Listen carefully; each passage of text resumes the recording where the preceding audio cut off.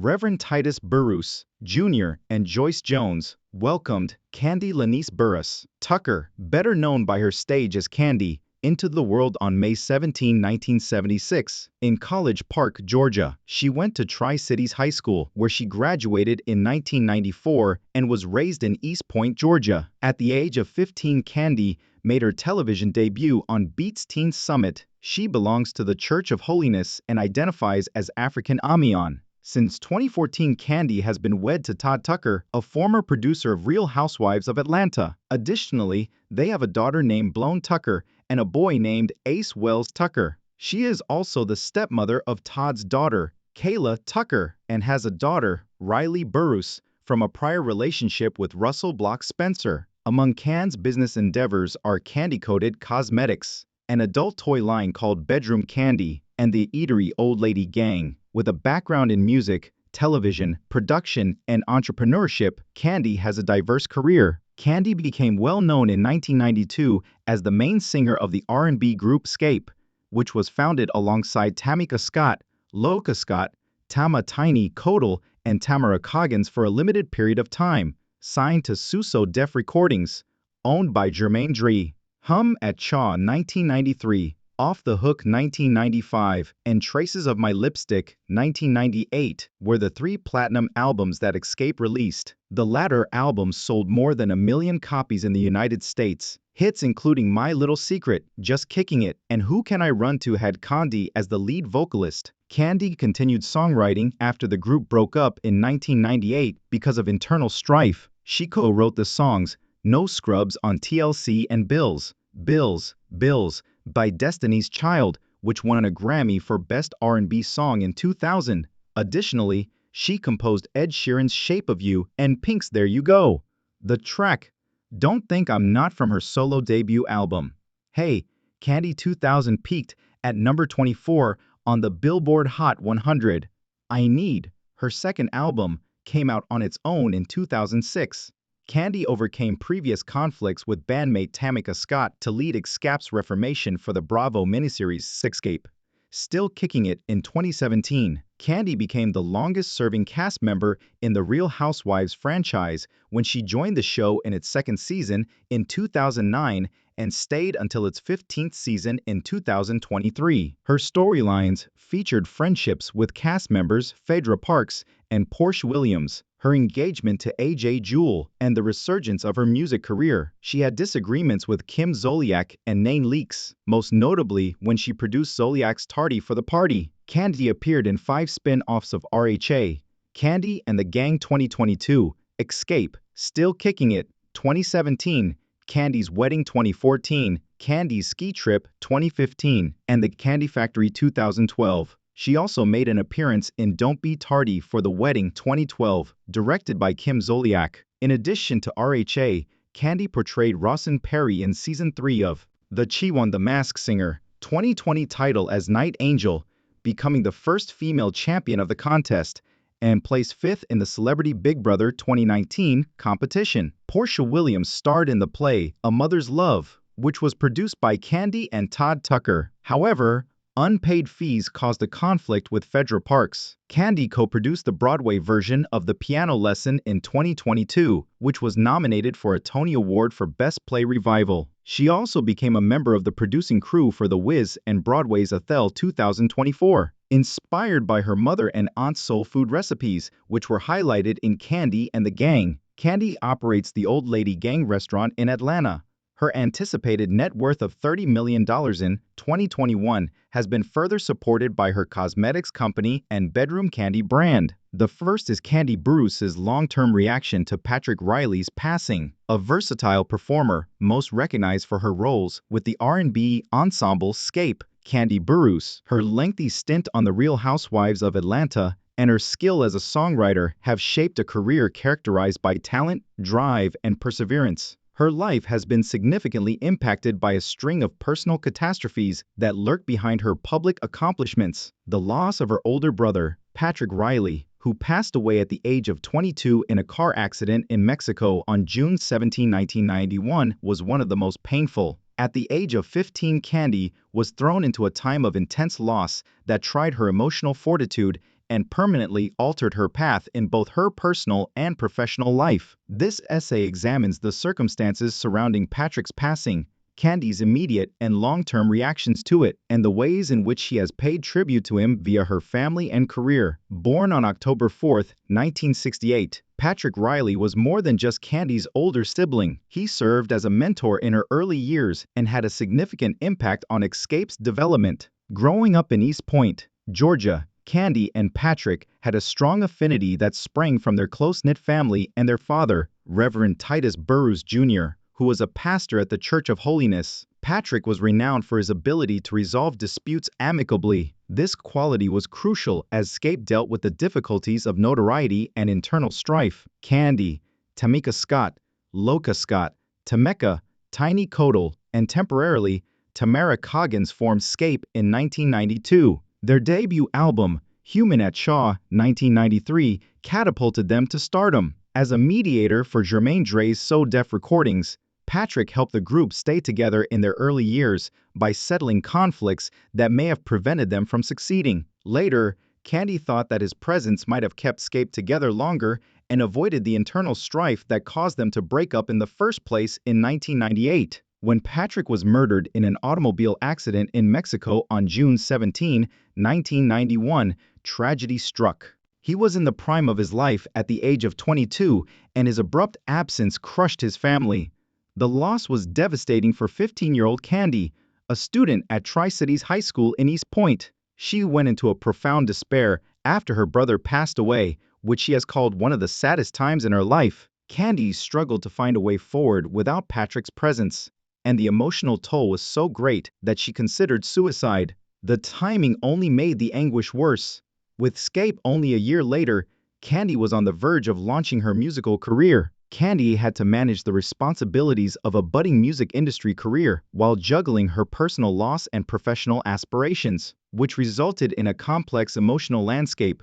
Kandi had to navigate a world changed by absence in the immediate aftermath of Patrick's passing. Even though she was also in shock over the death of her son, her mother, Joyce Jones, became a rock. In order to preserve Patrick's memory while they grieved, the family developed an annual custom of going to his cemetery site. This action demonstrates the family's grief and dedication to upholding Patrick's legacy. For Kandi, the experience of going to his grave with her mother was a moving reminder of her suffering and fortitude, a chance to consider the sibling who had influenced her childhood and the person she was growing into without him. Both Kandi's personal and professional lives were affected by Patrick's passing in the long run. She had a strong emotional awareness of life's frailty as a result of the loss, which influenced her views on relationships and family. Her choice of Riley Burruss as her daughter's name makes this clear. The name was chosen as a conscious effort of remembrance to ensure that Patrick's memory would endure into the following generation. She was born in 2002 from her relationship with Russell Block Spencer after her late brother. Even as Kandi constructs her future, Riley's name keeps her rooted in the past by reminding her of the sibling she lost. Kandi's will to turn her sorrow into something lasting is demonstrated by this act of naming, which demonstrates her capacity to find purpose in tragedy. Kandi's career path was indirectly impacted by Patrick's passing. His function as Escape's mediator brought to light how much the gang depended on his calming influence. When internal strife caused Escape to break up in 1998, Kandi hypothesized that Patrick's survival might have kept the band together and allowed them to continue to be successful. Instead, his disappearance created a vacuum, and in order to deal with the breakup of the group and her unresolved sadness, Kandi focused her energies on her solo career. She made her solo debut with the breakthrough single Don't Think I'm Not, which peaked at number 24 on the Billboard Hot 100 and was featured on her debut solo album, Hey Kandi, 2000. With credits on well-known songs like Destiny's, Child's Bills and TLC's No Scrubs, her songwriting career also took off. In 2000, she received a Grammy for the former. These accomplishments demonstrated her skill, but they also showed how resilient she was in turning her own suffering into art. Beyond music, Kandi's capacity to endure loss was evident in her work on television and in her business endeavors. She shared snippets of her family's customs, such as her visits to Patrick's gravesite and shared her narrative of grief and victory with a wider audience when she joined The Real Housewives of Atlanta in 2009. Her candor on her brother's passing gave her public presence a human face, which appealed to viewers who respected her fortitude. Her desire to leave a legacy that respects her family, especially Patrick's memory, is further evidenced by her business ventures, which include the Old Lady Gang restaurant and bedroom suites. These endeavors, which have their roots in her Southern ancestry and family traditions, are a reflection of the resilience lessons she learnt after her brother passed away. By paying tribute to Patrick, Kandi has demonstrated that even while sadness is permanent, it can coexist with development. Her yearly trips to the gravesite with her mother, Joyce, are statements of love and continuity rather than merely gestures of sadness. Kandi made sure that Patrick's legacy would live on in her family by calling her daughter Riley, a living homage to a sibling whose impact is still felt today. From Escape's platinum records to her Broadway producing credits, her career accomplishments reveal a woman who has resisted letting loss define her. Rather, Kandi has incorporated Patrick's memories into her life and used her position to motivate others by sharing her inspirational tale of perseverance. The devastating loss of Ashley comes in at number 2, Kandi Burruss's reaction to AJ Jewel. Ashley, AJ Jewel played a crucial role in Kandi's life at a critical juncture. In 2009, Kandi's first season on The Real Housewives of Atlanta, or RHA, highlighted their romance, which started in the late 2000s. After AJ, a dynamic businessman and co-owner of Atlanta's Body Tap strip club, proposed to Kandi, their engagement became a major plot point, highlighting their love and future plans. However, there were issues in the relationship, such as conflicts with Joyce Jones, Kandi's mother, who had doubts about AJ's appropriateness as a partner. In June 2009, only months before AJ's tragic death, the pair decided to call it quits on their engagement due to these demands and other unspoken problems. Even after their split, Kandi and AJ maintained a friendly relationship, as shown by their chat just hours before the terrible event that took his life. AJ got into a physical argument outside the Body Tap strip club, a venue he co-owned in Atlanta, on the evening of October 2, 2009. AJ suffered serious head injuries in the altercation and passed away soon after. Following an examination, the Fulton County Medical Examiner declared his death to be a homicide, concluding that head trauma was the main cause of death, with complications from sickle cell disease, a condition AJ had lived with, making the situation even worse. A genetic condition that affects red blood cells, sickle cell disease can cause serious health issues, such as heightened susceptibility to physical stress or trauma. The awful combination of violence and AJ's underlying medical condition was highlighted by the medical examiner's findings, which further highlighted how senseless his death was. Frederick Richardson, a club employee, was charged with voluntary manslaughter in relation to the incident after an inquiry. As Kandi and those close to AJ battled their grief and sought justice, the court proceedings added another level of complexity to the tragedy. The news of AJ's passing was devastating to Kandi. She had only spoken to him a few hours before, so she was caught off guard by the unexpected death of someone who had played a big role in her life. The recent termination of their engagement added to the emotional burden, leaving Kandi to deal with a mixture of residual love, unresolved emotions, and deep sadness. Because of the public aspect of her life on RHA, viewers who saw her sadness during season 2 of the show were somewhat privy to her grief. Although Kandi's openness in discussing this loss made her more relatable to viewers, it also put her in the difficult position of grieving in front of reality TV. However, by choosing to face her pain rather than hide it, she showed strength and provided a genuine and realistic depiction of sadness. The shock of AJ's death was exacerbated by the fact that it happened right after Kandi experienced another major loss. In September 2009, her uncle Ralph Leslie passed away due to cancer. One of Kandi's strongest allies, Ralph was a cherished person whose support had helped her as she ascended in the entertainment and music professions. It was sad to lose him following a protracted struggle with cancer. Additionally, Kandi's loss was exacerbated when AJ passed just a few weeks later. The closeness of these losses caused an emotional storm that made it difficult for Kandi to deal with her grief and keep up her work obligations. She was adjusting to the demands of reality TV as a new cast member on RHA. She was also trying to support her music career as a singer and songwriter. The combination of personal tragedy and public recognition put Kandi's fortitude to the test, requiring her to face her loss while carrying on with her legacy building.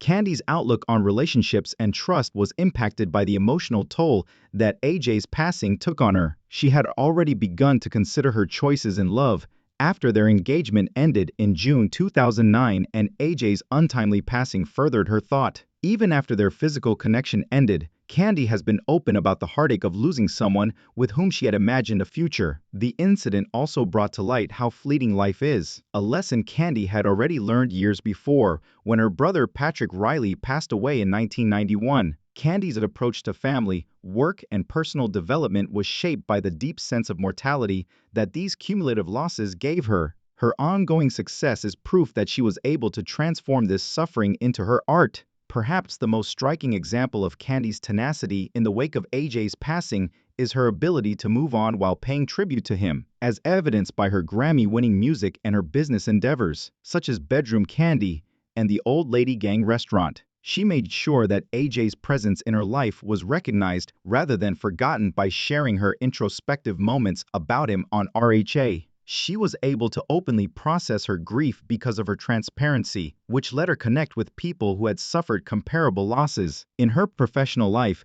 Kandi flourished, leveraging her position to create a diverse career encompassing theatrical production, music, television, and entrepreneurship. Her resolve to leave a lasting legacy in spite of personal struggles is demonstrated by her choice to work on Othello in 2024 and to join the producing team for Broadway's The Piano Lesson in 2022, which was nominated for a Tony Award. These accomplishments highlight a recurrent element in her life, her capacity to turn sadness into purpose. The third is how Kandi Burruss and her family were affected by Sharon Wells' passing.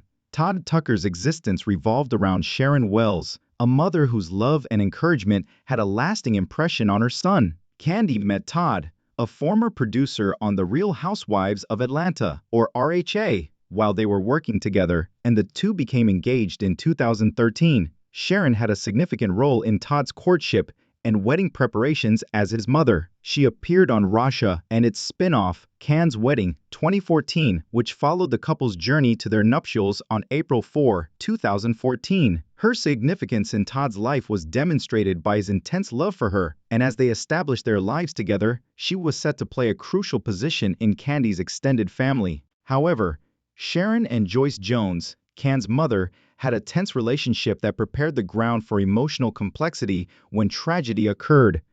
8 months after Kandi and Todd were married, in December 2014, Sharon Wells died after an unexpected stroke. Todd, who had been close to his mother, and Kandi, who was still getting used to her new role as a wife and blending their families, were both devastated by the suddenness of her passing. Unexpectedly, a stroke brought on by a disturbance in blood flow to the brain can be lethal. Furthermore, Sharon's death highlighted how fleeting life is. Todd was especially devastated by the loss because Sharon had been a rock in both his personal and professional life as a television producer. As his spouse, Kandi had to shoulder the burden of helping her husband deal with his loss, while also dealing with her own sadness for losing a woman who had become a member of her family. The previous conflicts between Sharon and Joyce added to the emotional toll of her passing. Joyce's disparaging comments regarding Sharon's childhood hung heavy, providing a complicated background for the family's grieving. This required Kandi to balance her allegiance to her mother with respect for her husband's loss and Sharon's memory. As the family grieved in front of a television audience,